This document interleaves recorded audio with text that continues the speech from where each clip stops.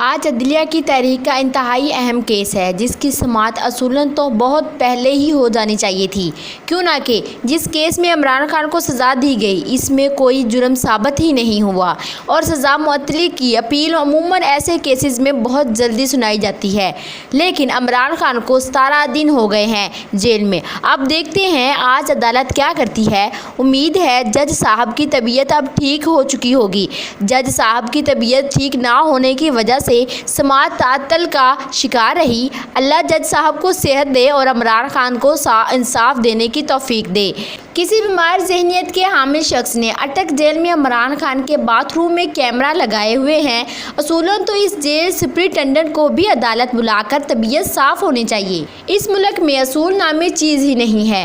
ہر طرف قیدی 804 کی گونج اور چرچے ہیں۔ ایک قیدی 420 بھی تھا جو 50 روپے کے اسٹامپ پر ٹانگیں سر پر رکھ کر فرار ہوا تھا۔ اس کا کیا بنا؟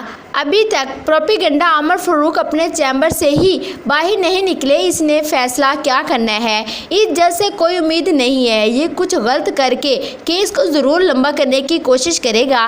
جو کیمرہ گراج میں لگنا چاہیے تھا وہ غلطی سے واش روم میں لگوا دیا۔ دور فٹے منہ، جدھر انصاف نہیں وہ جانوروں کا معاشرہ ہے۔ عامر فطور کی طبیعت نہیں بلکہ نیت خراب ہے۔ پاکستان کے بہترین دماغ اس وقت حکومت میں ہیں۔ چیف جسٹس آف پاکستان عمر اختیار بندیال، تیرے صدقے تیرے واری بندیال۔ خود تو بندیال صاحب ملک سے باہر بھاگ گیا اور عامر فاروق صاحب کو پھنسا گئے۔ اب عامر بیچارے کو سمجھ نہیں آ رہی کہ فیصلہ آخر کیا دینا ہے۔ اب پی ڈی ایم والے کھل کر سامنے آ چکے ہیں۔ عوام ان کے چہرے بہت اچھی طرح سے پہچان چکی ہے۔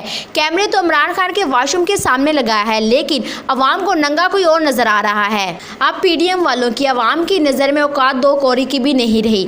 اب عوام پی ڈی ایم والوں کو کرسی پر تو کیا اس کرسی کا نوکر تک بننے نہیں دے گی۔ ایسا لگتا ہے پاکستان کے تمام اداروں نے عمران خان سے ذاتی دشمنی بنا لی ہے جس کی وجہ سے عمران خان کا کیس لمبا ہی کرتے جا رہے ہیں۔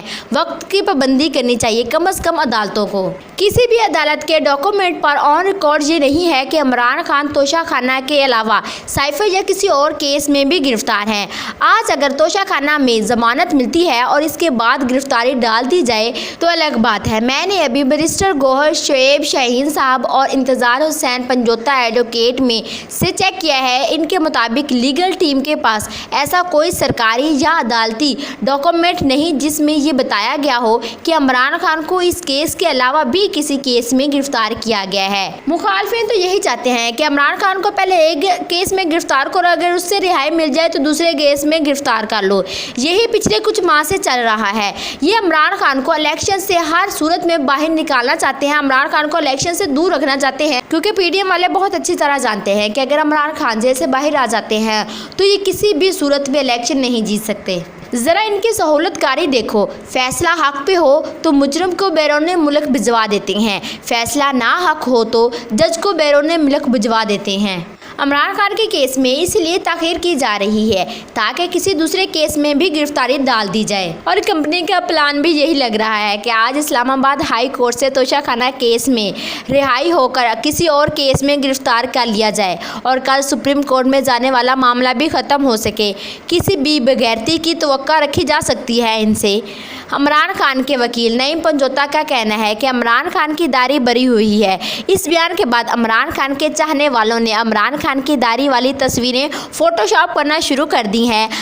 ہمیں عمران خان داڑھی میں بھی قبول ہے، ہمارا لیڈر داڑھی میں اور بھی ہینڈسم لگ رہا ہے۔ خان صاحب کے خلاف ہر قسم کی پلاننگ تیار کی جاتی ہے لیکن اللہ پاک کا شکر ہے کہ جھوٹے لوگ خود ہی بری طرح ایکسپوز ہو جاتے ہیں۔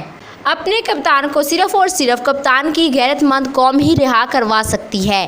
باقی ٹاور سسٹم پر کوئی بھروسہ نہ رکھیں۔ سزا دینے کی بڑی جلدی تھی بکاؤ قاضیوں کو، اب یہ نہیں ہے وہ نہیں ہے، پیٹ میں درد ہے ڈاکٹر کو دیکھنا ہے یہ وہ، سب کچھ بکاؤ قاضیوں کا بکاؤ سسٹم کا ڈرامہ، اور قوم لعنت کرتی ہے ان سب پر۔ جب عمران خان کو سزا سنانی تھی تو دن رات ٹرائل کر کے کیس چلایا گیا، جب ضمانت کی باری آئی تو کبھی پیٹ خراب تو کبھی نیت خراب۔